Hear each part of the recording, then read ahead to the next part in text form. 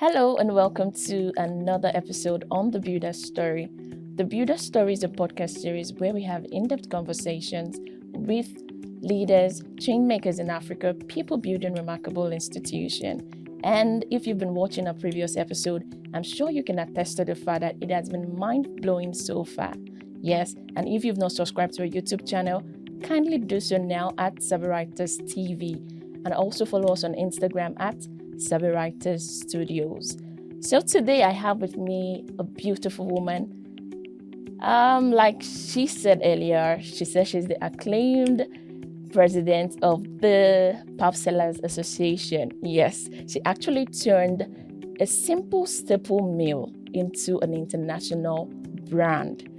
I'm sure you can't wait to meet her, and we can't wait to get into the meat of this conversation today. But before I introduce her to you, let's go on a short break, and we'll be right back. I'm your host, Olaito Ayedo.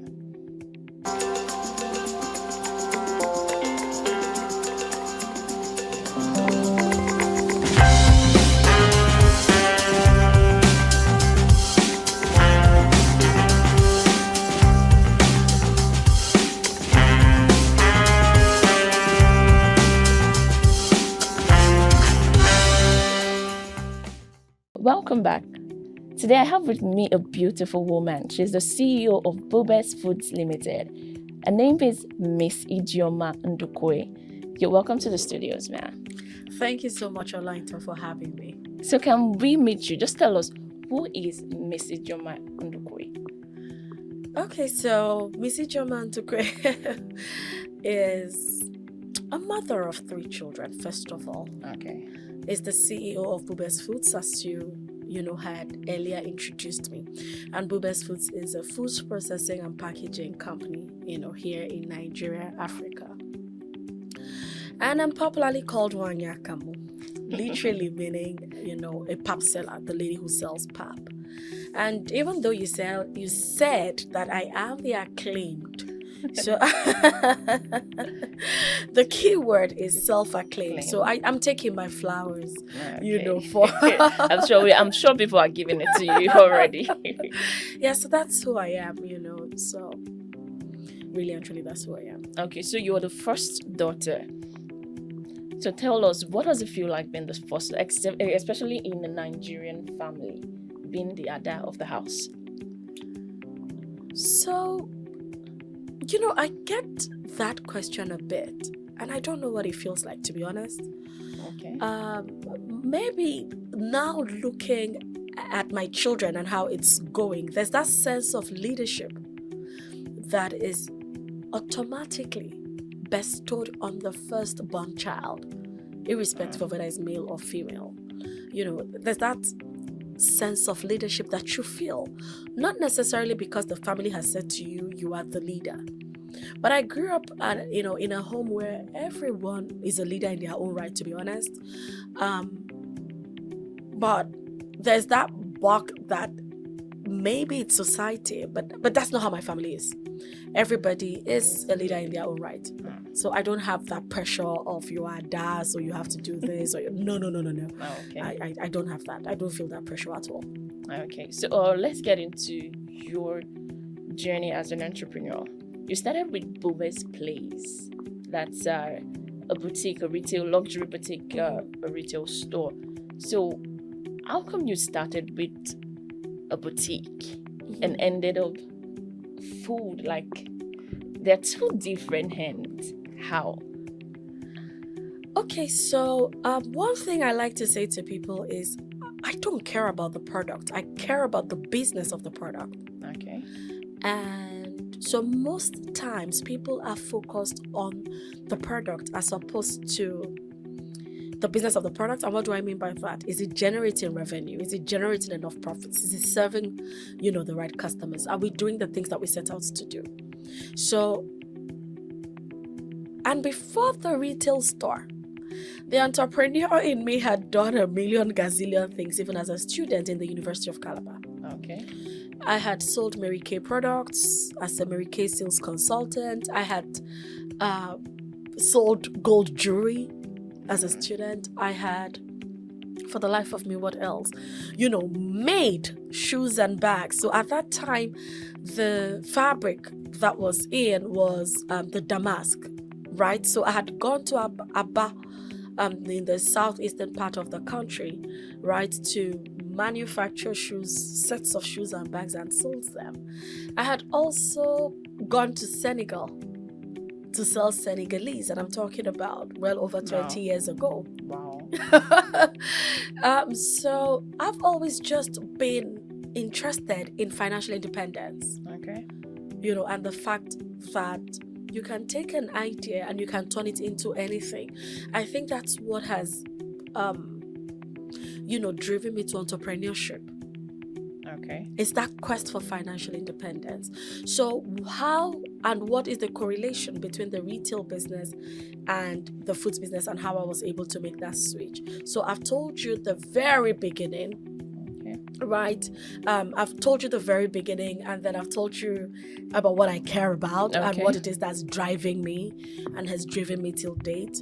But then the retail business also had its own challenges.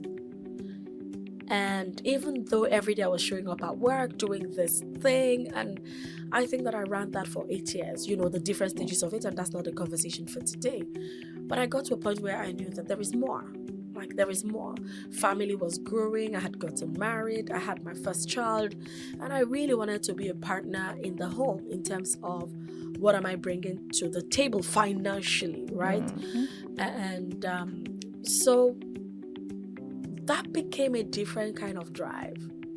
Okay. It became a different kind of reason. It was no longer just about the fun of me doing bits and pieces here and there. It was about, how does this thing really make me money? And that's where the retail business, really focused on at the time. So, but doing it for 8 years and not seeing real financial freedom got me to start thinking. 8 years is actually a long time. It is. And now don't forget, and that's why I say 8 years of doing it in the way that I wanted to do it. So there's a difference between doing a business for fun, and I know we talk about the word passion and all of that, right? And the fact that if your business is not making you the kind of money that your business should be making you, be rest assured that you're not in business, you're running a charity organization, right? Okay. And it was no longer challenging. It was no longer, I didn't find the fulfillment in the retail business anymore. Even though at that time, I had grown the business from my guest room, right, to a store in the Federal Capital Territory, moved stores, grown from selling things that from Dubai, going to Dubai, and all of that story, it's out there, even on my own YouTube channel, right? Taking that business from there to where I was going to Europe, and graduated into selling your designer items. And we're not talking, like I always would say, we're not talking the copy items. And I say that to say, we had gotten to whatever may not necessarily be the peak, but at least we grew that business excellently well. Okay. But it wasn't making the kind of money that I wanted it to make for me. And I went to the Bible, right? And as much as I say this lightheartedly. It doesn't mean that the Bible is the only source for ideas. It's just that as a Christian, that's my source. And I've had multiple ideas that has nothing to do with the business, because what the Bible only said to me in 2 Kings chapter 4 verse 2 is what you have in your hands of sale value. And this same phrase is in any book, is in, wherever you can, what I'm trying to say. But that was, where I got that inspiration from at the time. And 2 Kings chapter 4 verse 2 of the Amplified version of the Bible says, what do you have in your hands of sale value? And even that conversation came from the fact that even though I had this business, it wasn't going as well as I wanted it to be. So I went to this particular story that I knew, in the Bible. So as much as earlier on I would say, oh no, so it's not one of those Holy Spirit moments. To be honest, this is not me preaching, right? But the Bible also tells us that the Holy Spirit will remind us of things when necessary. So even the fact that I remembered that story was in the Bible, is in the Bible, I would also accredit the Holy Spirit for that. And I stayed on that scripture for a couple of days. So maybe, it's that place of study, is that place of meditation on what you're studying, right? And now this is not just also about the Bible. It's the fact that we talk about knowledge and wisdom being the application of knowledge, right? So you can know a thing, but it doesn't culminate in anything tangible simply because you're not looking at the application of that knowledge, if that makes sense. So in that moment, in my prayer corner, maybe like a week down, being on that same scripture and thinking, okay, so what is this thing that I have in my hands? Do I go to take what am I calling now? Do I go to carry the furniture in the home, to sell, I mean, now that sounds hilarious, but I had to think through, like, okay, what's this thing? And this particular day, I imagined the pap in my fridge. So my third baby, who is 11 right now, that is what I'll give my children as their staple meal. It was the staple baby winning meal, here in Nigeria and, in Africa, as the case may be. And I just imagined my sister. Well, maybe that's where the Ada thing comes into play, right? Okay. But I don't know that it's really about Ada. But maybe I had married earlier than my younger sister. Of course, you have families where, that's not the dynamic. So it's not really an Ada thing, but I just had to throw that in. So my younger sister, who also had her baby right around my son, my last baby, and who is a working mom, would give some woman who she felt was clean and hygienic enough, the raw materials to produce pap, Akamu, right, for her baby. And in this split second in my prayer corner, I just imagined that I could be this woman to many other working moms, and that birthed Bubez Foods. Wow. And I'm not one person to stay too long on an idea. I just believe, like, try it out, which looking back is called market testing. So test the market, be sure that the idea is viable enough, to run as a business. But really, this is to answer your question as to the correlation between the pivoting. Now we're using business terms for it, but at the time when I was doing these things, had nothing to do with business terminologies. It was just me doing what I thought was best for me and my family at the time. Right, so that really began the Bubez Foods journey. And I don't know, do you want me to elaborate, or do you have another question for me? No, you can actually speak. Okay. You can speak freely. So we don't want it to be in a particular direction. Fantastic. So it's just you telling your story. Telling my to builder people. story. Okay, fantastic. But I'm actually interested in something though.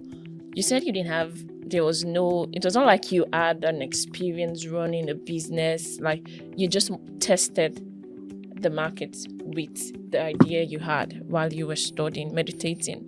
So how was it like? You didn't know, okay, even if it was going to work, as at that time, you had no idea how you would put things in place. There was no staff, there was no business plan. You didn't have all of those things in place at that time. So how were you able to just patch things up and still stay steady on your feet that period? So that's the power of dreaming. What we would call the power of vision. But I like to say dreaming because when you just talk about vision, then entrepreneurs and business owners focus on how do I craft and draft, a professional vision statement. But what are you dreaming? What are you imagining? What are you visualizing? What are your dreams? So I believe so much in the power of dreams. And at that time, that was my driving force. So like I would always say, that Bubez was started on the back of a dream, an idea, and less than $1. So the dream was simple. How do I... Okay, so I back up a bit. So I'm here thinking about this product. So I have this idea, right? To sell Okay. pap to working moms. Fantastic. And I just imagined that I could earn 10 naira in profit. Now, don't forget we were talking about just a little over a decade ago. And I imagined, which you can then say I dreamt. And I'm not talking about sleep dreaming. I'm fully awake and using my 5 senses, but focusing on the power of dreaming and imagination. Okay. Right? And I just imagined that this product, I could sell 1 million of this product and generate 10 naira profit on each. And that simply meant 10 million naira in profits. All I thought. That was more than enough to put fire in my bones to get going. So that was the dream. And the idea was to sell hygienic pap to working moms. So that's why I say a dream, an idea, and less than $1. And most times, we wait for the idea to come. And that's why I said people are focused on the product rather than the business of the product. There's nothing new under the sun. I did not create pap. All I did was, in thinking of how to achieve my dream of reaching 1 million people, I then started to think of how do I package the product so that it can get into the hands of 1 million people. So I didn't start out with a fleshed out idea of, okay, so I know, which is why also you're saying there was no business plan. I couldn't be bothered about the business plan. I was focused on my dream. I was focused on the 10 million naira profit that my business could generate. That potential, that dream that if I can work this, that this can happen. That was what it was for me. That was the drive. So that 10 million naira in profit dream,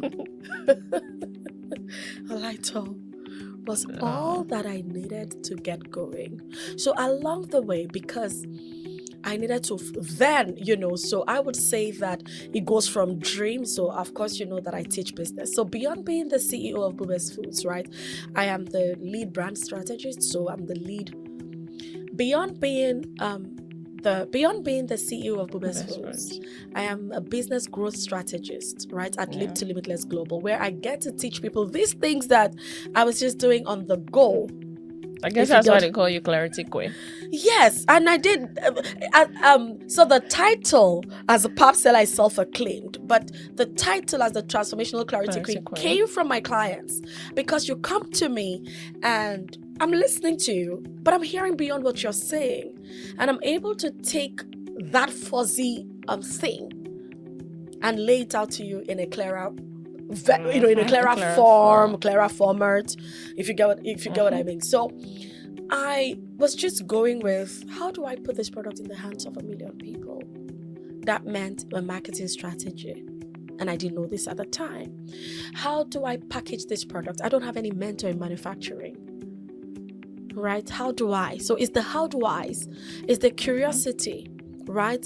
That then created what many would call the innovation around the business. But I was just constantly trying to answer these questions around my one dream of 10 million naira. And it's so funny that the dream is still alive. And what do I mean? The dream to put the product in the hands of 1 million people.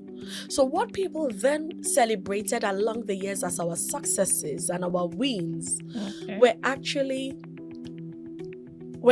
me trying to make this dream a reality. Okay. So when I teach business, I teach dream, goals, plan to action.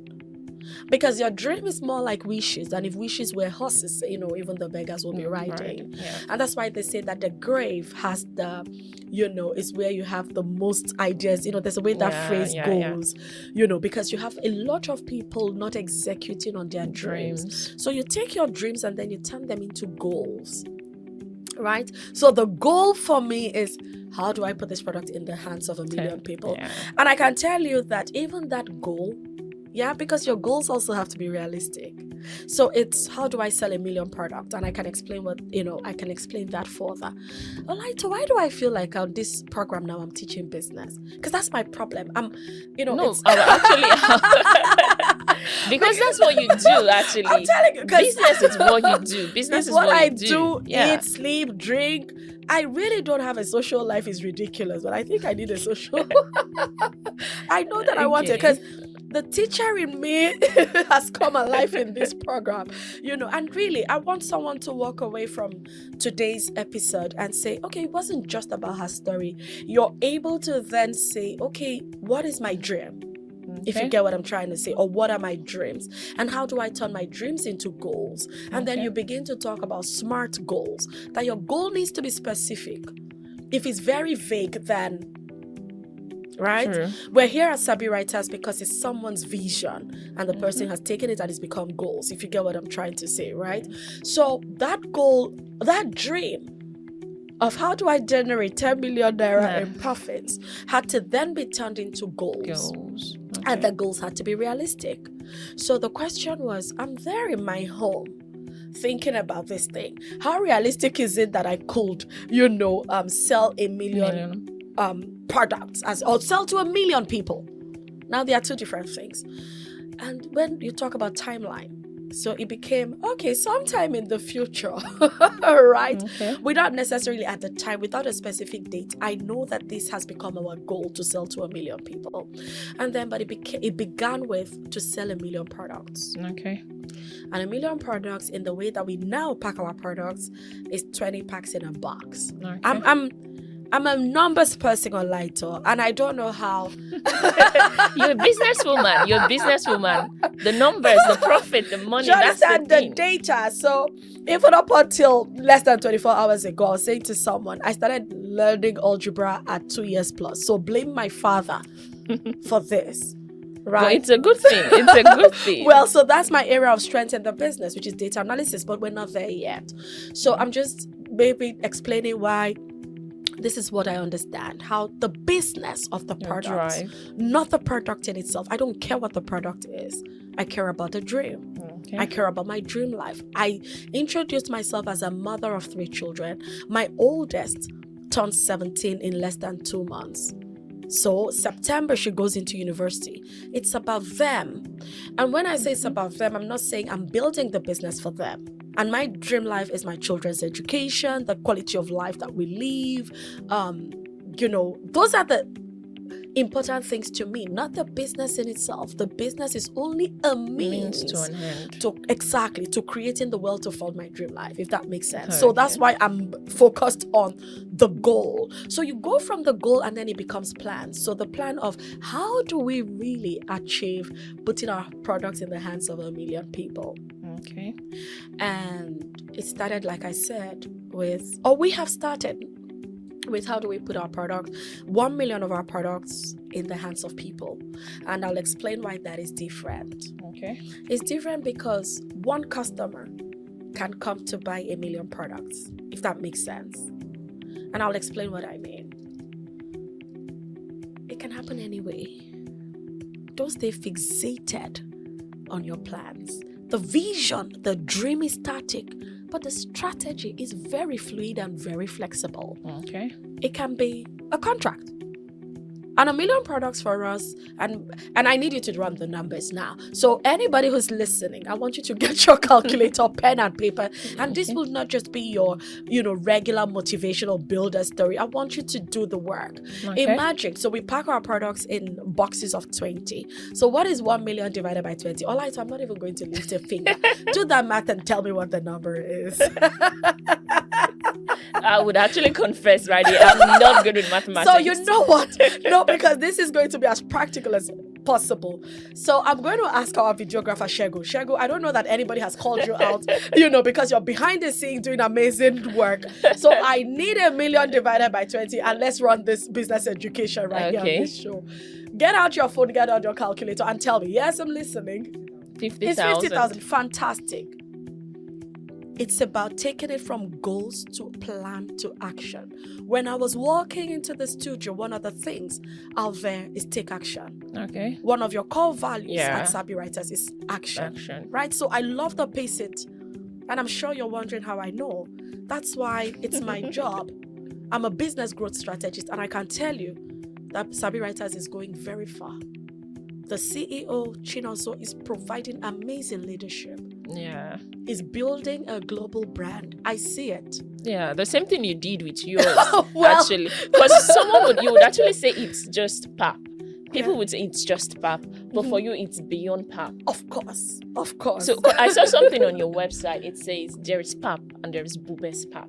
Okay, I now. was like, wow. That was actually... So what's that one thing that makes your product stand out? Excellence. Wow. And so even while I walked in, and your CEO confessed that I'm actually the first person who's worked in and has taken time to read everything hanging on that wall from your mission statement. And I can tell you, and you'll be shocked, because that's what it means to... For me, I'm a strategist. I want to decipher. So you're talking to me. So you see the Clarity Queen side of me. You're talking to me, but I'm hearing beyond what you're saying. He's a visionary, I can tell you. So I know your mission statement by heart. Wow. Bringing our customers' dream to life, something like that. Yeah, true. It's simple. And then when he said to me that there are 3 iterations to it, then I knew he knows what he's saying. Because there is a part that the customer sees, and there is the part that guides the employees, which is what builds the company culture. So when I say pace it, it's clear. So even without looking at it more than 5 minutes, I can tell you what it is. Okay. But you guys would have to pay me. So it's passion, it's action, it's consistency, it's excellence, it's integrity. Wow. The last one? Ijeoma, teamwork. Oh, interesting. You get, right? That's just like glancing at it in just like less than 5 minutes. So, Wow. Wow. When I say that, you I'm deserve more than the flowers. I should actually give you a bouquet right now. Because really, it's beyond the numbers, it's beyond the product, it's beyond what he's doing here. It's looking at the back end, and that's what you call strategy. So when I say I'm the lead business growth strategist at Live to Limitless Global, it's not just a title, it's what I know. So he has another write-up that says pace it today. And he was standing there and looking at me and saying, well, he has all these things, but he wasn't even able to look at it from the perspective that I've brought in. And I'm telling him that everything he's doing is in alignment. I know that this is a builder story about me, but to be honest, we need to celebrate people when when they've done great, and I'm in somewhere where I'm super proud of Chinoso, because everything is in alignment. So when I say that part of the 10 commandments that's hanging on your wall is fun and engagement, do you understand? I get it. And it's showing in the color, it's showing in the yellow. Yellow is fun, it's engaging. True. So I also know that, you know what? Sitting here, Ijeoma, you need to engage the audience, because that's part of the 10 commandments, right? Okay. And even when you talk about pace it goes back to the consistency. And there's a proverb hanging out there that says, for you to move a mountain, you need to move a stone first. I'm sure you're shocked. You have how many? I'm actually trying to imagine where that is actually placed. Yes. And I said to him, even your choice of proverb is in alignment with your values of pace it. Because you're saying, we're going there, but we're going to start here and then pace it. Now that goes back to what you asked me. No, I didn't forget. What is it that makes Bubez Pub to stand out? And I said excellence. Now, which is what I asked him as well. What is your anchor value? It's okay for me to remember pace it, but will the security guy who is not well educated, will the person remember everything that I've just listed now in pace it? So what would be your foundational and anchor value? And he says to me, excellence. So at Bubez Foods for us is excellence. So there is that one running question wherever you find yourself. So say you're in processing and just, you're the one, grinding. So I would use very layman terms. There's no need using, manufacturing terms and then confusing the audience. I would always say to my heads of units, think like a PhD, but communicate like a third grader. Don't come in here because you're a professional and you ask that, can we? Right? So excellence for us is, am I grinding excellently? Am I right? I came in here, I saw the system, the queuing system. So it mustn't be a light on here. And then this podcast would go on. True. But it's excellence. So it's systems than the structure. So for me, it's about excellence and making sure, because our core value is excellence driven by teamwork, respect, integrity, and commitment. Integrity for us in that core value is then explained in different ways, but I'll focus on product integrity. We spent 7 figures on a particular shipment, not from our regular supplier, because we thought, it was going to be a cheaper deal. And who doesn't want to cut cost of production, right? And this trailer load of grains or whatever it is came in, and we had started processing, and it wasn't our quality of grains. And I take the blame that we did not even do our quality assurance pre-processing. But you just could not believe it was our peak period, and our peak period is the Ramadan season, right? Like we run double shifts. Sometimes I'm at the factory 12 a.m., 1 a.m. because the customer must be satisfied. And we trashed every damn grain on that batch. Now we lost time, we lost money, but it was all about product integrity for us. It's never just about the naira and the kobo or the dollar and the cents. It's about the fact that just one error can erode and erase on the brand that you're trying to build. Okay, so just before we go on a short break, I was curious. You started from Bubez place to Bubez. So what was the story behind the name Bubez? So someone very dear to me just used to call me IJ Bube. And so when I wanted to start the clothing business, I just thought, okay, Bubez place, right? It just sounded cool. Then when I started selling pap, don't forget I was selling out of a brown cooler. So I'm going to Bubez place where you're coming to buy your designer shoes, 100,000, buying your bags for whatever it was, right? A couple 6 digits, whatever it was. But please, I was more interested in you buying my 600 naira pap at that time. So then you've shifted your focus from selling the luxury items to... So first is that's where the name Bubez Foods came from, because I needed my customers to know that it was still me, because I was selling out of my BlackBerry and all, right? But that shift from Bubez Place to Bubez Foods really came from, I didn't find Bubez Place challenging and interesting enough again. I saw the potentials in Bubez Foods, and I have no regrets whatsoever. Okay, so we actually want to go on a short break right now, and we'll be right back. So guys, just hold the thought. Excellence is very, very important when it comes to pursuing your dreams, pursuing your passion, and doing what you enjoy doing, what you love best. And of course, there's also the goal to make money and make profit.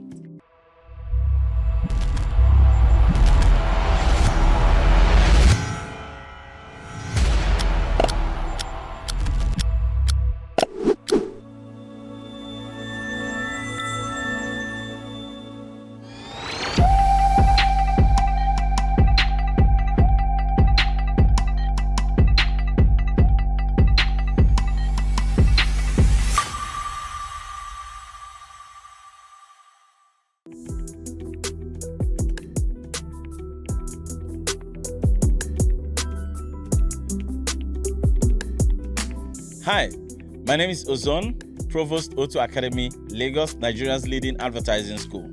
Please keep watching The Builder Story on Sabi Writers TV. So welcome back from that short break, guys. We've been having conversations, more than conversations actually. It's been a business class, a master class at that. So let me just give you highlights of some things we discussed earlier. And one thing that stood out for me was she said, focus on the business of the product rather than the product of the business. And of course, excellence is the best thing you can actually do to yourself as an entrepreneur. It's the best thing you can give your business, give your product, give everything about what you do. So let's talk about the challenges you faced along the way running Bubez Foods Limited. Olaito, did you say the businesses are the challenges I faced or constantly face? Oh, okay. So it's not like it's been ongoing. over. It's still going. Listen, so one thing I've learned with business, its challenges, whatever it is that it's times and seasons. Okay. But I think that we focus more on the successes and the wins than we talk about the challenges. And that's why a lot more people don't have the resilience to go through, their challenging seasons, as it were. Okay. And that takes me to why I said, or I'm a believer now of focusing on the business of the product rather than just the product of the business, right? Because you can be passionate about something. And if it's not making you money, and if you don't get it, if you don't understand the business of it, then you have no business doing it. And and I make no apologies about it. You're not going to pay your bills on the back of passion, but you can take your passion and make a business out of it, a profitable business out of it. Now, why am I saying that? We've had a couple challenges. Sometime in 2019, which is 4 years ago, right? We had done a full 20-foot container of our product to the US. Okay. It was our first major export. But because also I talked about market testing, I had made a trip earlier, made sure that the customers got the products, people, wanted the products, and I knew, okay, let's go, let's do this. I did market research around pap in the US, selling pap in the US. What is the price? What do you have available in the market and all that, right? So it's market testing and market research. And I knew that there was market. And I came back and we started this production. And I could be crazy. So beyond being called Clarity Queen, I'm also a mad woman. And a mad woman is simply motivated, ambitious, and driven. Wow. Driven towards my dreams and my goals. And I believed so much in this dream, because that's another thing. It's one thing to dream and it's another thing to believe in the dream. And when I thought about the 1 million people who would buy my product, honestly, between you and I didn't think that there would be that much market locally. Okay. So for me, it was about export. It was about, the people who are craving African meals, that nostalgia of, I needed my pap and all of that. So that was really my focus.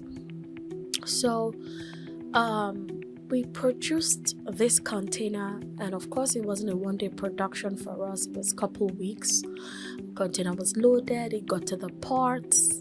It was at the ports, and then I got on a plane all the way to Houston again to now finalize a buyer for the container. Okay. I don't know that I advise any human, if you get what I'm trying to say, to follow my route, but this is what I did.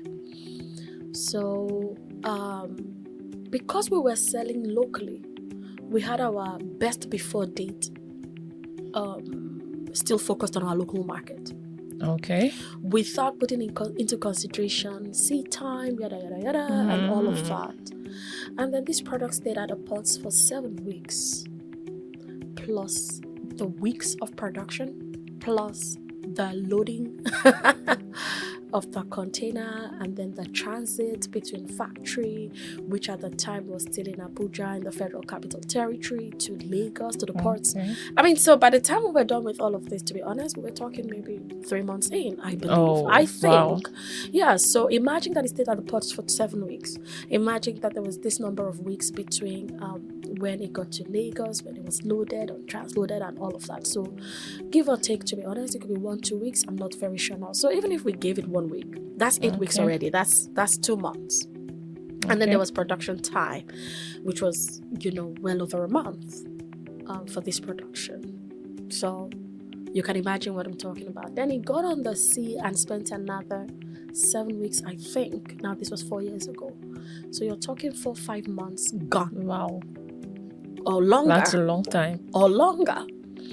Of course, by the time it got into the US, it passed all the tests, all the USDA, FDA, X-ray, everything. It passed, and then, so it didn't spend more than 24 hours there at the ports and all of that. But this was now 2 months before the best before date that we stamped on the product.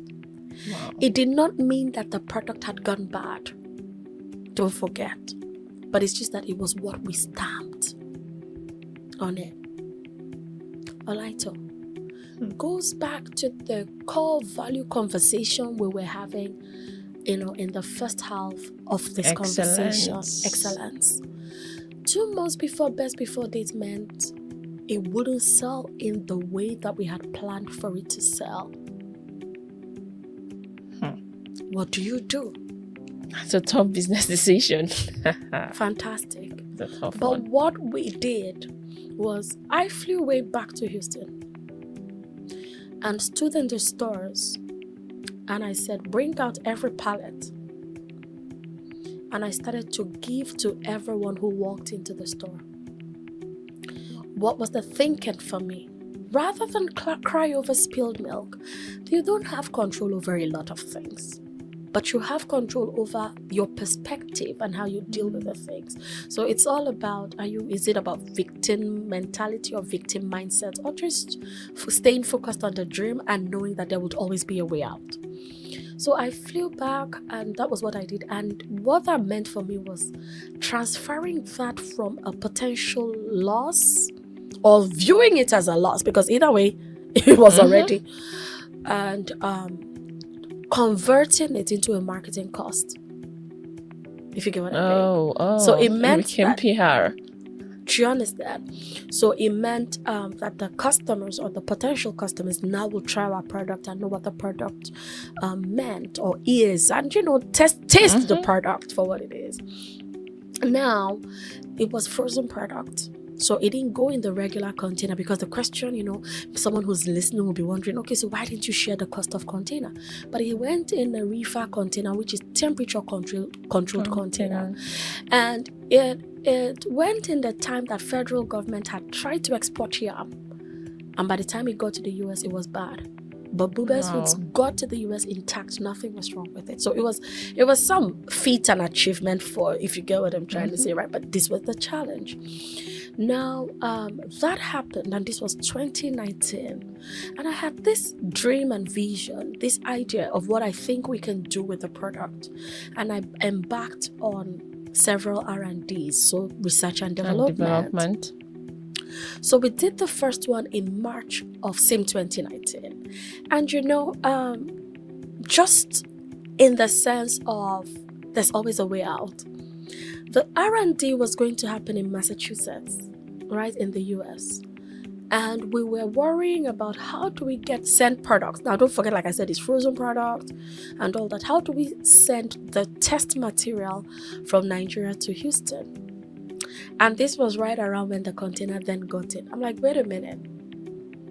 We have product that is sitting in Houston now. It means that we can take part of it as our test material. And that was how we trucked that, a single pallet from Houston all the way to Massachusetts, and we did that test. And you can imagine that a dream something I was imagining, right? But I didn't know the how. I saw the result right in front of me. And let me even tell you, we haven't executed on that idea, just so that you know. So if anybody thinks that Bubez Foods has started, no, we haven't started. And then as a precursor or a follow-up rather to that test, we had a second one in Denmark by June of the same 2019. And we got that report as well. And it would interest you what we invested in that research and development. So the first test in the US cost us $10,000. And then the second one in Denmark cost us €10,400 to test an idea. Wow, that's a lot. But for me, that's the future of Bubez Foods. And that's what keeps me going, because I know, listen, there is this that has to happen. So irrespective of whatever challenges we meet along the way, those test reports, which $10,000, $10,400 could easily be a $21,000, $22,000, cumulative, right? Becomes my drive, because I have to see that idea come to life. Now, the third part of the test was going to happen by December, later part of the year. Okay. Didn't happen. And then next thing we were talking COVID. Oh. Not only did it not just not happen, we had opened our doors to crowdfunding. In 2020. This was in 2019. Wow. Because of the scaling plans that we had. Because we were too sure that it would work. You've tested the market. You know what I'm trying to say? Yeah. It worked. The technology, everything that I wanted to work with, it worked. We had engaged financial advisors in New York to raise $5 million for PAP. $5 million. And that's all about dreaming big. Your dream. I say it's your seed. That's the first book I wrote in 2017. You can be anything that you want to be. You can live any kind of life that you want to live, but you have to first dream it. So when I'm teaching, my teaching methodology is always dream, act, and then manifest. Right? So that happened. And we had, for people who are in investment banking or who understand, we were at the point of discussing term sheet. So we had meetings set up, the funds that was going to come in. And that was on the back of why I took these funds from investors, as it were. And it was debt funding. And it was short-term debt funding to make it worse for a long-term project. So it wasn't because the project is a failure. It is the financial model of funding the project. So for a long-term project, the best form of finance I could have taken at the time was equity or something long-term. But I clearly believed that this $5 million was coming because we were having investors' conversation. And what did we borrow? What we borrowed was not even, to be honest, up to 1% of the conversation that we're having. So for me, it was some form of bridge finance, and that's why I then did the short-term debt thing at an exorbitant interest rate, right? But it didn't matter at the time because I had the plans all figured out, and I thought that I had all my ducks in a row. And to make matters more interesting, I had just made a quick trip, what was supposed to be a quick trip to the UK, 10 days. And borders were shut and I couldn't come back. And my 10 days trip then became 5 months outside of my family, outside of work. Lockdown. With the lockdown. And even though the story is that, and when I say the story, I'm not talking about Bubez Foods, is that food services and all of that, were considered essential services product, and could. Yeah. But then we were still a frozen product, and our mode of transportation was air freight. Our factory was in Abuja. We had a retail outlet in Lagos, southwest of Nigeria, because I know that this podcast is global and people will be wondering. And then we had another retail outlet in Port Harcourt, which is south of Nigeria. So you can imagine, just so that we got closer to our customers, that's why we had that kind of model. So the only way we were moving our products around to guarantee product freshness and product integrity, don't forget, was by air freighting these products. So airspaces were shut and we couldn't move product around even though we could produce. Prior to that, Olaito, I had made the move to Lagos, because our data, don't forget, my love for numbers and generating data and analyzing data, the strategy was clear. So it was a database decision to move the facility to Lagos, right? Based on the numbers that we had. So I had made this move to Lagos. Factory was in Abuja. So when you talk about remote work, I started remote work before remote work became a thing. So even this container that I talk about that we exported, I didn't see the production. So it's not like we weren't running a business that was working without me, or a system and structure that was working without me, if you get what I'm trying to say, right? Yeah. It was working until it looked like it wasn't working again. So COVID happened. We couldn't produce, we couldn't sell, we had debts, people were calling for their money. In local parlance, when they say, and I was dragged on the streets of social media, like, my goodness. see you shaking your head like you don't even want to be me in that season. And you stand and you look at yourself, that all you have is your word, your integrity, this thing that you've been doing. And I started at the beginning to talk about my faith and my Christianity. My faith in God was not shaken, but it was like, no, but God, you need to sort this out. You know that I'm not a dubious person. You know that I didn't take people's money not to pay them back. You know. So it's almost Questions. like, so God, can you make this go away overnight? Like how Jesus, when he got to the cross, said, Father, if it's possible, can this cup pass over me? That was my situation in that season. And somehow, because I say that my resilience is based on faith. Because I know that God will always make a way. But to be honest with you, I thought he would make the way overnight. It's like, can I have this funds yesterday already? Why is this at this time? I mean, I've funded this business out of pocket to this point, to this global point that, you're celebrating in this studio. Why was it at this time when we now have people's funds that this had to happen? Why didn't it happen when it was just me, myself, and I? And I will still deal with it. It was public shame. It was everything and more. I say I don't wish it to my enemy. However, because also maybe by now you know that I do not play victim to anything. And rather than blame COVID, I started to ask myself, what was it really? What could you have done differently? I'm not COVID. I could not have done anything about COVID. But what could I have done about the business that's within my control?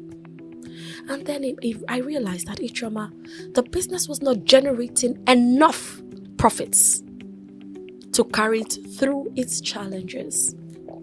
So I went from wanting to just build a business to building a profitable business. Running a business, or life generally, to be honest with you, is about what kind of mindset do you have. And like I was saying, it was all of these emotions. I had anxiety attacks. I normally don't watch TV, right? Not for anything. But my goodness, I became pals. You know when you say Netflix and chill? Oh my goodness, it's like, so by the morning, it's like, what is morning? What? Time flies. Like it's morning again. And it was one of my darkest moments. But the dream. Even the Bible will talk about if you have faith, even as little as a mustard seed. And that's where you talk about the power of dreaming. Everything broke me. Everything that could make me not go on. Everything happened. But I sat to ask myself, well, let me even back up a little bit. So, whilst I was in the UK in this lockdown, of course, Ijeoma, mad woman, you have to find a way. I found a buyer in the UK. And we agreed, we're going to supply this product. So I got my people to start to produce. I came back after 5 months with one of the evacuation flights. We started to produce. We were going to make this export happen to the UK. And by the time we were almost ready to ship, a conversation happened between myself and, the NEPC boss. That's the Nigerian Export Promotion Council. And we're talking about something else.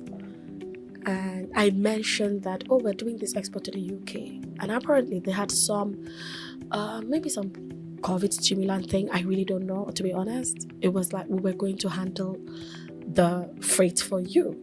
And, so because, once you take a step, the doors open. We made that export. It was all over the news. We had sent 8 tons to the UK in partnership with Ethiopian Airlines. It was air freight this time. Products got in right on time. So the first challenge, wasn't the challenge this time. Only that the product got in there.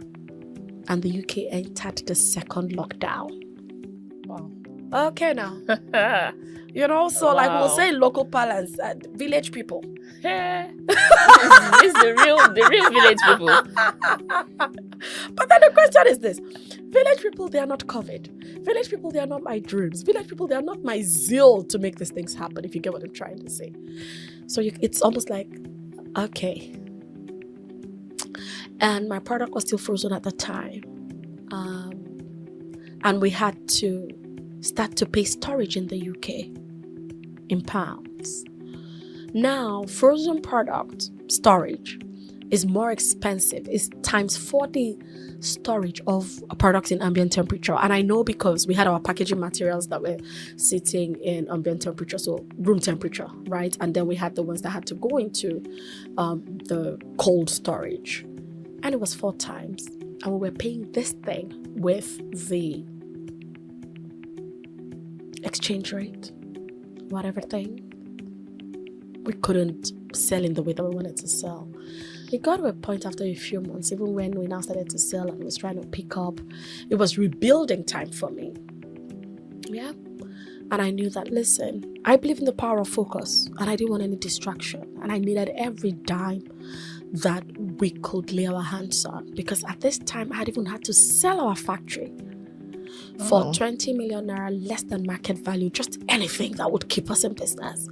I started this, so I'm not just CEO of Bubez, so it's founder and CEO. I started this, so I know that I can. I believe in the dream. And I got to a point, I just said, listen, can you guys just trash those products? I don't care about it anymore. I don't even want to hear, I don't want to receive one more invoice of what we need to pay. And January 2021, post-COVID, I was literally down to my last 15,000 naira at this time, which today is, with the exchange rate, is just about $200. And I just say, maybe there's a thing between myself and 200. So maybe the next time will be $200 million. Because I started the business with less than $1 at 200 naira, right? So this time it's $200 with our current exchange rate. So maybe the next time will be, okay, so it's $200 million or something. I mean, that's the only conversation I want to hear. So I went back to rebuilding because the dream is still valid, irrespective of the challenges along the way. How badly do you want it? How badly do you believe in this thing? It wasn't a case of, oh, I'm passionate about this. It was, I needed to prove, right, that there is business here. And that's what I'm talking about, the business of the product and not the product of the business. I knew that there was business here, and I knew that I knew what I was saying. And I knew that, this is what I teach people. And I teach people from my own experience, right? And then I went into rebuilding. And in 2 years, so you can imagine rebuilding at scale with no team again. No funds. Yeah, too. No team, no funds, nothing, just a dream. Right? But in the few months after restarting, and that story is a long story, maybe at this point I would have to say they need to then find my YouTube channel at Ijeoma Ndukwe. I think it's Ijeoma Ndukwe _Clarity Queen, and find me and really, follow the story, and all that. And I went to rebuild with that, and we still generated 9 figures in revenue. And few months after rebuilding. Yeah. Right. And the business is profitable. And now I think you're the Don. That was a big comeback, actually. You know what I'm trying to say? And the fact that the business is profitable is actually more what I'm interested in than that the business is standing. So for those entrepreneurs who are listening to my story, I no longer care about what you generate in revenue. If you generate $1 billion, that's your big business. I really don't care about it. I care about what is your net profit margin. So in even English conversation, you say, what's the bottom line? So when someone is talking too much, you say, what's the bottom line? But that's actually a finance term. So your bottom line is actually your net profit margin. What are you keeping? And I say when I'm teaching business now that they say to you that you're in business for your customers. No, you're in business for yourself. Because if your business is not funding you, I don't care who the customer is. Because you're going to go on there very soon and that customer will go somewhere else. So my big focus is how to then, go from zero to profits. How to start and scale a profitable business that can fund your dream life. Because the reason you really started business, but because we're always taught about, it's because your business must be solving a problem and all that. And as much as I agree, but before that is you're thinking, I want to do this. And when I say I want to do this, we have a lot of accidental entrepreneurs. And what I mean by that are we're looking for a job. We can't find the job. And then we start to create something, right? But it's because you're trying to make money. That's the end goal, actually. You're trying to make money to pay a bill or live your life. So that's the actual reason for which you've started business. So don't fool yourself that it's about the customer. It's about you. So if the business is not serving you, or not serving your passion, or not serving your life, trust me, shut it down. And please don't go leave here without knowledge and say, Ijeoma Ndukwe came on the Builder Story and say shut it down. No. All I'm saying is when you look at it critically and you apply all the strategies that can be applied. Right now, there's inflation globally. It's not a Nigeria problem. Our fuel prices has gone up by 300%. Would you increase your prices by 300%? Absolutely not. No. So that can't be the only strategy. Because you keep increasing the prices, the customer is going to push back because their income is not increasing at that same rate. True. So there must be other strategies you want to put in place. That's why you will then maybe hear, those phrases around the fact that billionaires keep 7 streams of income. It's, but we're told these things and we throw around these phrases by the motivational speakers, of which, interestingly, I'm one of them. And when I say I'm one of them, is that my dream, my purpose in life. And I saw on one of those places, and I'm sure you'll be wondering, Ijeoma, you came in here and you saw everything that we wrote on our wall. But I know that one of your 10 commandments is about being purpose-driven. So I'm purpose-driven. Yeah, true. And my purpose in life is to raise kingdom business giants. Is to tell you, inspire you that your dreams are valid, irrespective of what it is. That you can be anything that you dream about.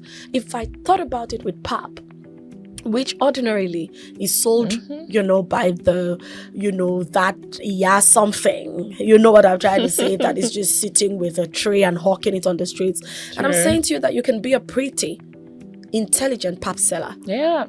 So that if I can do it, you can do anything. That you can take any idea and turn it into a global brand. The world is now a global village, as we say. And that's why even in my conversation, you can hear that I'm talking about the dollars. Because somebody else is going to hear this 1 year from now, 2 years from now, who's not Nigerian. So you want to have a global mindset and a global appeal, even though you're starting local. But you want to think global, right? So these challenges are not there to stop you, but to teach you. So my one singular lesson, and it's not that I'm a soothsayer or a prophet, but I know that that's how you would want to end this conversation today. You can be sure of that, actually. I can't. You can't. Okay, so let me not take your shine, right? But I sat back and rather than blame COVID, asked myself, what is the one lesson you're taking out of this? Maybe not one. My first is times and seasons. And maybe I can take you back to the Bible. When Joseph and the children of Israel, of Egypt rather, faced famine, the question is, what did they do to get into that dry season? Nothing. It's just times, it's just seasons. So you must understand your time and what your season, and don't give up in the dark moments. Because really, when they say there is light at the end of the tunnel, it's all of these things, but it's just that, they are now said as phrases. That is going to be better. I don't know when. But it's just times and seasons. But in those seasons, you want to be learning. Because, I'm quoting Bible, and maybe people are thinking, so let me go and start praying and fasting and the Lord will show me. I'm not a lazy Christian. So maybe I would also take us through my, capacity building journey. When I was starting Bubez Foods, for some reason, I figured that this looks like a project. That running a business looks like a project. And I signed up for a project management course.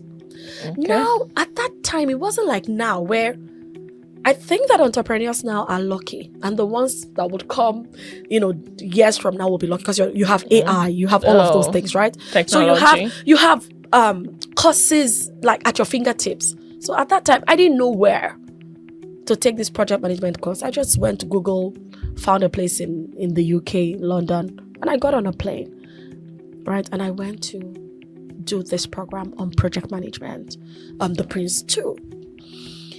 At some point, so this is me sitting in a studio, right? At some point, I remember just lying down and hearing the word communication strategy. Okay. And this is almost a decade ago. And I went online and I started to Google communication strategy. And I found that there was a communication strategy seminar. I didn't say school or like they were going to teach me anything about communication, and that was it. And this was happening in Washington, D.C. at the time. It's almost a decade, 9 years ago. And I got on a plane, and that 2-day seminar was for $2,000. And I can imagine me sending emails. I think I even called them and I'm saying, I'm coming from Nigeria. Can I get any discount? They only gave me a 10% discount and asked me to pay $1,800 for a 2-day seminar 9 years ago. We want to celebrate people's today, but we don't want to celebrate the journey. So I'm an avid reader, learner. One time, the most I bought 40 books at once. And I would read as much as 9 a month. Unfortunately, when people ask me the books that have had the most impact, I don't know their names because I don't read because I want to tell somebody else. I'm reading to learn, if that makes sense. And you can see that even when I want to quote scriptures. No, I don't know where it is in the Bible. I just know that I'm reading my Bible, if that makes sense. So there's no one book, but I may say it's about an area of knowledge. So I believe in the power of one, like I said earlier. So there was a period of my life when it was about the mindset. So I was reading anything I could find on mindset because I had some scarcity mindset. It's so funny, that I believe so much in abundance right now, but I realized that something had to shift. And it was first of all my mindset. And then I started to read any business book, business growth books, anything readable and legible, I would read. So when I say I don't watch TV, it's almost like, what's it going to teach me? And I'm also one of those people that if you put something out there on social media, I won't see it because if you get what I mean. Right? So this is me learning, and that was the communication strategy thing. When I was done with that, I realized, okay, but there has to be something. And so I don't know if it was the organizers that pointed me to this program on intensive media relations. Okay. That was after the seminar? Yes. But this was in London. And I can tell you, so this was 2014 as well. And I had paid £2,500 for 5 days. There was nobody in that program that was self-sponsored. None. So there were 2 people from Nigeria, but they were from government agencies. There was the secretary of European Bank. So those were the kind of people that we just had in that program. So it was £500 a day to sit and learn just because a word dropped on my spirit man. If you get what I'm trying to say. But you have people who don't want to read, who don't want to sign up for programs, who don't want to sign up for courses. True. And I say, if your dream really, for example, is that you want to build $1 million brand, why can't you spend 0.001% of your dream to learn? Doesn't that show you that there's a disconnect between what you think you're dreaming? The Bible says that a double-minded man receives nothing of the Lord, right? So it means that as much as you think that you're dreaming, and the reason I'm putting these figures out there is to let you know that I was putting my money where my mouth is, or money where my whatever it is. Do you understand? So I was passionate about my dream, and whatever I felt would move me closer to that dream. I'm more than ready to invest in it. And I say that the investment you make in yourself is the one that yields the highest return on investment. Olaito, we've spent a couple hours here. I haven't listened to any of your other sessions or episodes, but I can tell you that this will be the most engaging. And it's not me bragging. It's just what it is. And it's coming from years and years of learning on the job, expanding my mind, so that no matter the area you take me on when it comes to running a business, I would answer because I know it. I say to people, if you give me a fraction of what I've invested in Bubez Foods, I would build a brand that is 10,000 times bigger than Bubez Foods. Because the way I look at the losses that I've run in the years prior to becoming profitable is that it was the cost of my learning. It was the cost of, becoming this person that I am today, as opposed to, bemoaning the losses and all of that. And then I also went on to enroll in Lagos Business School, the owner manager program. That's just who I am.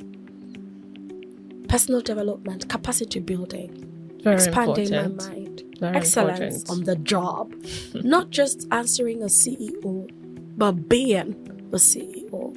And I say, and I'll let you round off, right? That the singular role of a CEO is leadership and vision casting. So back behind the scenes, you were talking to me about something that you people do here, where every morning your CEO gets to talk to you. Yeah. Right? That's his role. So people see you excellent at your job. But I heard you. And you said to me, so even when you go about your task for the day and maybe you hit a brick wall, you remember the charge in the morning. That's what it is. Sure. His role is to provide leadership, whilst you go on and be the best at your job in the way that you're doing it today. Sure. Thank you so much for that. So I think it's all about people. You have a dream, but also take that pain to invest in your dream. So one thing I also discovered over the years, people worry about is funding. So yes, I have a dream. I want to be one of the biggest exporter of cocoa, for instance. The next thing people think about is, where would I get the money? Where would I? And your story is truly inspiring. You built your business from the scratch. And to me, Bubez Food didn't actually start in 2012. It started way long before that. Even while you were in school, you were doing business. You were building yourself. You were preparing. So all those things that you thought were just, I was just trying to make ends meet. Okay, let me sell this miracle product and all of that. You were building yourself for something bigger. And even while you faced the challenge you faced in 2020, it was beyond that. You had the capacity to take in that. Okay, I like to. I'm not saying I wasn't there. I can tell you for a fact that, okay, yes, this was how you felt. Yes, but a lot of business crumbled. The results showed in the comeback. Okay. You came back stronger. Okay. So it would have been a different story if, after that time, nobody heard of Bubez Foods. But no, you picked up yourself. You came back up, and it was even bigger and better. Absolutely. So it's way beyond now. And for people listening, if you have a dream, don't just sit down there and wait. Invest in yourself, which is the greatest investment you can make as a person. And it's beyond entrepreneurship. Even as a leader in your various spaces, invest in yourself. So thank you so much for that. It's been an amazing time, because it's beyond you just sharing your story to us. It's you teaching us from your story and drawing out. Like I said, it's a masterclass. So the teacher in me came to work today. Sorry, Olaito, I want to point out something in terms of funding. Okay. Because, like I said, what I did today is throw out numbers just so that anybody out there will be like, okay, if you spend this much on this investment, then, it is more about the inspiration. So I haven't talked about how much exactly we spent in the business, if you get what I'm trying to say. Yeah. All I've talked about is in investing on the journey, right? To fund your business. Listen, look around you. All I thought to build, I had to sell all my jewelry. All. Except whatever you see on me right now. All. I sold my handbags. And well, maybe the women will understand. You know what I'm trying to say, right? Yeah. I sold everything. And I have no problems. Sometimes also is the false sense of self.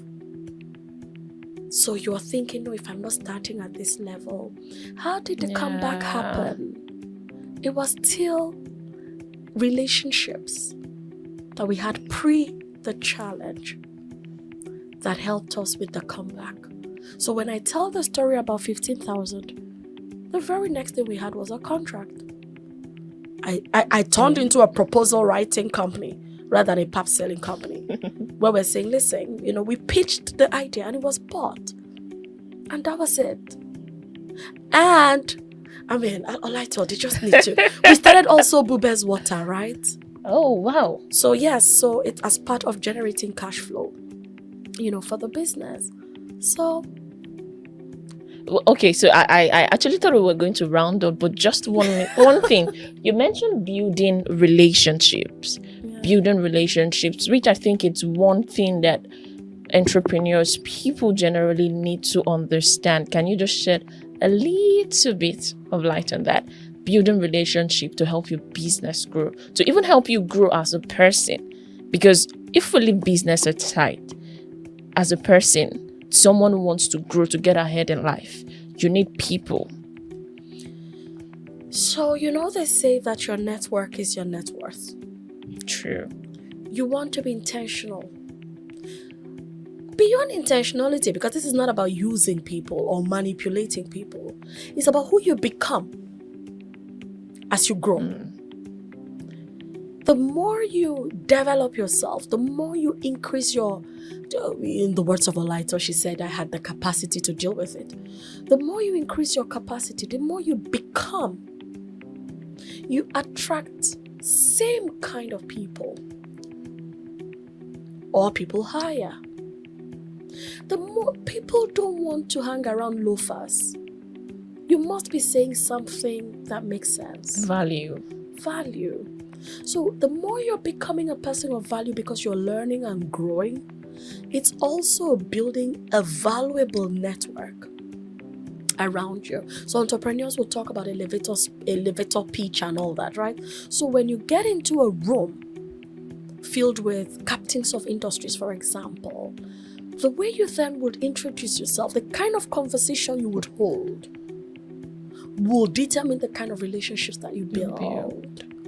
And it could be anything. So for the men, it could be around sports. It could be, but I'm just saying, you just have to be a person of value. And this would help in the kind of strategic relationships that you build across board.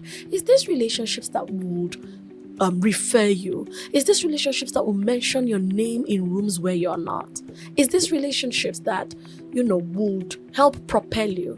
Even in terms of raising funds for Bubez Foods, the crowdfunding, it was the network that I had built on this same social media, to be honest. So it wasn't like, it was family and friends. No, I don't know 100% of them.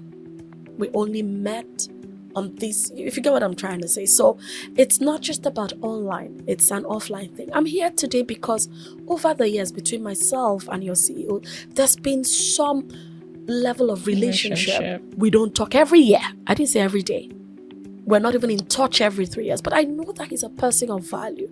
And the moment I got the invite, I'm like, whatever it is, I'm going to make out time and I'll be there. It's about who you are becoming on this journey called life. Wow. I know we said we were going to wrap up earlier, but just it's been an amazing time, like I said. So just a quick question. Let's just go a little bit out of Bubez, and I'll just ask you for rapid questions. Okay, let's see. Okay. So what's your favorite sport? None. Oh, you don't do sports? No, but I want to create interest in golfing. So I had tried, and all that. So, but okay. So your holiday destination? Anything around water. Water. Yeah. So Lagos Island. But trust me, that's it's around water, so that could pass. Well, Olaito, we're talking luxury here. Like, could you, when I see the ambience of where I'm in, okay, can we, up the game a little bit? Okay. So now it's your choice. Just make a pick. Also, it's anything. It's Maldives, it's Santorini, it's anything just around water. Yeah, so that's always, what I look forward to. The best food? Rice with fried plantain. The emphasis on the fried plantain. And the reason I talked about the fried plantain is please don't give me half-ripe plantain as fried plantain. I want it soggy, soft, well ripe. That's Juicy. the emphasis. Do you understand? That's the word, juicy. Don't give me when I'm thinking, is this unripe? Is this boiling? Is the rice and fried plantain. Oh, so there's no source of protein you want? To be honest, Chicken? I really don't care about the protein. Just give me Fried. rice and fried. Oh my goodness. So even right here now, if you can get me a plate of rice and fried plantain, you've made my day. Interesting. Okay, Yes. so your favorite color? I don't have a favorite color. So you can wear anything? Yeah, I can. I think I can. I don't have a favorite color. Okay, that's really. It's But been then a I do amazing have a time. power color. Oh, Yes, I believe in the power red. The color red. red. Yeah. Okay, I'm trying to see if there's anything red. Your My lipstick. lips. My lips, my handbag. Your lipstick. Oh, that's true. So thank you so much. We have to wrap up here. It's been an amazing time. I'm sure you're wondering what the time is saying right now because you've spent a My goodness. whole lot of time You with just us. need to pay me salary today. So can I send my invoice? That's all. So thank you so much. Thank you so much for your time. It's been an amazing time in the studios today, and I'm sure you guys have taken a lot of notes. My note is filled up right now. I've been jotting down amazing insights, and it's been the Builder Story, a place where we share conversations, or a place where we have conversations or stories. Inspiring stories is that, and today was no exception. It was very, very beautiful, and it was in depth. So thank you so much for watching, and don't forget to subscribe to our YouTube channel at Saveritas TV and follow us on our Instagram page at Saveritas Studios. Till next time we come your way, I'm Olaito Ayudo.